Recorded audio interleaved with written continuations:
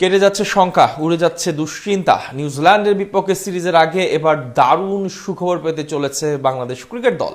নিজেদের শক্তিমত্তা দ্বিগুণ করতে আসছে পুরনো বিশ্বসেরা অলরাউন্ডার, যেই খবরের আশায় অপেক্ষা করছিল কোটি কোটি ক্রিকেট ভক্ত।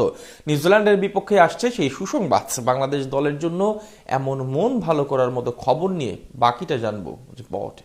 সকল আধার কাটিয়ে ধীরে ধীরে আবারও সুসময়ে ফিরতে শুরু করেছে বাংলাদেশ দল। পাকিস্তানের বিপক্ষে দীর্ঘ প্রায় 11 বছর পর ওয়ানডে সিরিজ জিতেছে, তাও আবার দাপট দেখিয়ে। এর পাশাপাশি সরাসরি বিশ্বকাপ খেলা নিয়ে যে শঙ্কা ছিল সকলের মাঝে, তাও এক প্রকার কেটে গেছে। তার সাথে আগামী নিউজিল্যান্ডের বিপক্ষে ঘরের মাঠে লড়াইয়ে নামার পূর্বে এবার পেল দারুণ এক মন ভালো করার মতো সুখবর, যার অপেক্ষায় ছিল কোটি কোটি ক্রিকেট প্রেমী।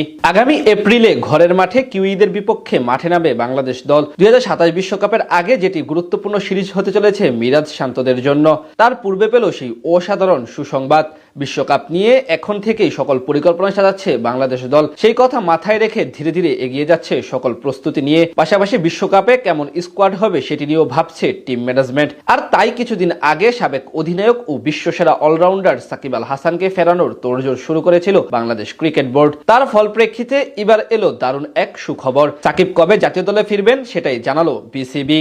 বাংলাদেশের ক্রিকেট ইতিহাসে সর্বকালের সেরা ক্রিকেটার ধরা হয় সাকিব আল হাসানকে। ব্যাট ও বল উভয় বিভাগে তার অভিজ্ঞতা এই মুহূর্তে বড্ড জরুরি টাইগারদের জন্য। বিশেষ করে 2027 বিশ্বকাপে ভালো কিছু করতে চাইলে সাকিবের অন্তর্ভুক্তি বাড়তি পাওয়া হতে পারে সমর্থক, অধিনায়ক এবং টিম ম্যানেজমেন্টের জন্য। সাকিবকে ফেরানোর গুঞ্জন উঠেছিল পাকিস্তানের বিপক্ষে সিরিজেই, কিন্তু নানান কারণে সেটি আর সম্ভব হয়ে ওঠেনি। তবে আগামী নিউজিল্যান্ডের বিপক্ষে সিরিজেই আরো একবার জাতীয় দলে প্রত্যাবর্তন করতে পারেন মিস্টার 75। সোমবার বিসিবির কার্যালয়ে সাংবাদিকদের সাথে আলাপকালে এমন ইতিবাচক ইঙ্গিত দিয়েছেন বিসিবির ক্রিকেট অপারেশনস কমিটির chairman Nazmul Abedin Fahim. Cricket board থেকে সাকিবকে গ্রিন সিগন্যাল অবশ্য আগেই দেওয়া হয়েছিল, বাকি ছিল কেবল অন্যান্য মারপেচ। সেই কাজটাও দ্রুততার সাথে সমাধান হচ্ছে বলে জানান ফাহিম। তিনি বলেন, সাকিবকে নিয়ে যেসব কাজ চলছে তা বেশ দ্রুততার সাথে হচ্ছে। সেই পরিপ্রেক্ষিতে আমার মনে হচ্ছে যে হয়তোবা আমরা সামনে কিছুদিনের মাঝেই দেখতে পারবো সাকিব দেশে ফিরে এসেছে। তবে দেশে ফেরা মানেই দলে ফেরা নয়, ফাহিম মনে করে দিয়ে আরো বলেন, সে আসার পর দলে খেলা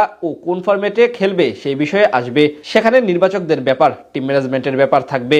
আগামী এপ্রিলের শুরু দিকেই বাংলাদেশে আসবে নিউজিল্যান্ড দল। কিউইদের বিপক্ষে সিরিজে তাকে পাওয়া যাবে কিনা এমন প্রশ্নের জবাবে অবশ্য আশা ব্যক্ত করেন ফাহিম, যেটা বাস্তব হলে দারুণ এক ব্যাপার হবে বাংলাদেশ দলের জন্য। সাকিবের মতো একজন অলরাউন্ডার এবং মিডল অর্ডার ব্যাটার এই মুহূর্তে ভীষণ প্রয়োজন বাংলাদেশ জাতীয় দলে। আর তিনি যদি সত্যি সত্যি যোগ দেন তাহলে কেটে যাবে সেই শঙ্কা। এদিকে কিছুদিন আগে এক ভক্তের প্রশ্নের জবাবেও বাংলাদেশে আসার ব্যাপারে ইতিবাচক মনোভাব প্রকাশ করেছিলেন মিস্টার 75 নিজে। সেখান